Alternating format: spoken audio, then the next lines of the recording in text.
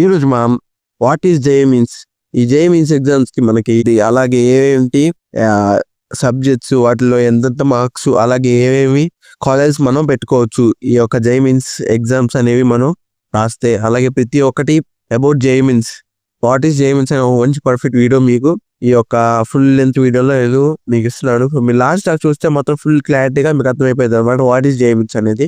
Hello guys, welcome back to arrays. ఈ రోజు మనం చెప్పుకోబోతున్న టాపిక్ ఏంటంటే వాట్ ఈస్ జేఈ మీన్స్. ఇంకేం లేట్ లేకుండా లెట్స్ బిగిన్ అవర్ వీడియో. దాంట్లో ఫస్ట్ వచ్చేసి జేఈ మీన్స్ అంటే ఫుల్ ఫామ్ వచ్చేసి జాయింట్ ఎంట్రన్స్ ఎగ్జామినేషన్ అన్నమాట. ఈ జేఈ మీన్స్ ఎగ్జామ్ అనేది ఆల్ ఓవర్ ఇండియా మొత్తం రాస్తారు. మీరు ఎవరైనా సెకండ్ ఇయర్ చదివే వాళ్ళందరూ ఈ ఎగ్జామ్ అనేది అటెంప్ట్ చేయొచ్చు అనమాట. ప్రతి ఒక్కరికి ఇది ఎలిజిబుల్. ఆల్ ఓవర్ ఇండియా మొత్తం రాస్తారు ఎగ్జామ్ అనేది. ఈ ఎగ్జామ్ అనేది ఇండియాలో ఒక 14 lakhs నుంచి 15 lakhs మధ్య రాస్తారు మరి ఎగ్జామ్ అనేది ఆల్ ఓవర్ ఇండియా. దీంట్లో క్వాలిఫై అయ్యే వాళ్ళు ఎంతమంది అంటే 2-3 lakhs అనమాట.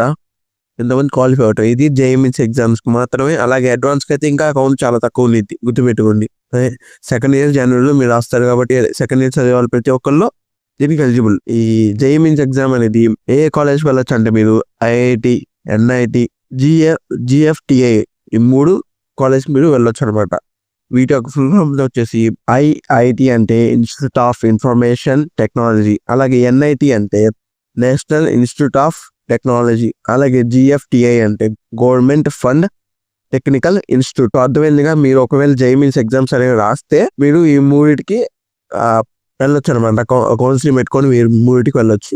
ఎక్కువ కష్టం ఉండేది ఏంటంటే ఐఐటి అనమాట. ఐఐటి సీట్ కావాలంటే మనకి జేఈ మీన్స్ కంప్లీట్ చేయాలి, అలాగే అడ్వాన్స్ కూడా కంప్లీట్ చేయాలన్నమాట. అడ్వాన్స్ అనేది చాలా అంటే చాలా టఫ్, దీనికన్నా చాలా టఫ్ ఉంది అడ్వాన్స్ అనేది.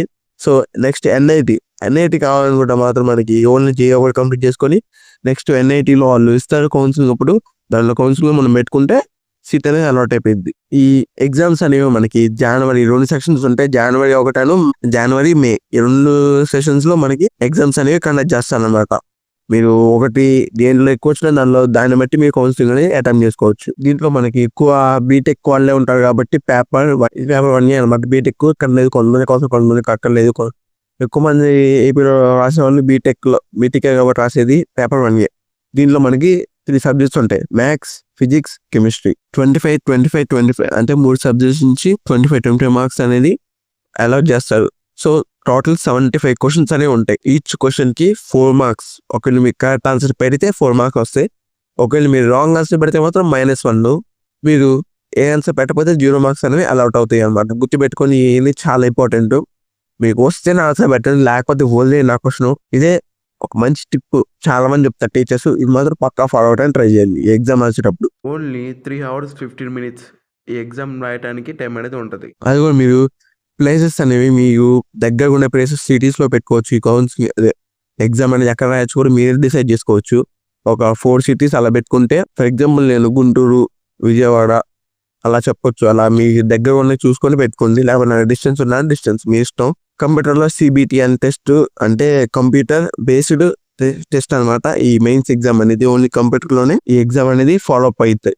వాట్ ఈస్ మెయిన్స్ ఎగ్జామ్ అనేది ఈ వీడియో మీకు నచ్చింది అనుకుంటున్నాను. మీకు నచ్చితే మాత్రం ఒక్క సబ్స్క్రైబ్ చేసుకోండి, అలాగే లైక్ చేయటం మాత్రం మర్చిపోకండి. ఈ వీడియో లైక్ చేశారంటే చాలా మందికి ఇది ప్రమోట్ అయ్యింది చూడడం అనే వీడియో. సో మీరు లైక్ చేయండి. అలాగే మీ ఫ్రెండ్స్ ఎవరైనా నాకు మెయిన్స్ క్రాక్ చేయాలి, అసలు మెయిన్స్ అనేది తెలియకపోతే మాత్రం ఈ వీడియో షేర్ చేయండి. So thank you for watching till the end.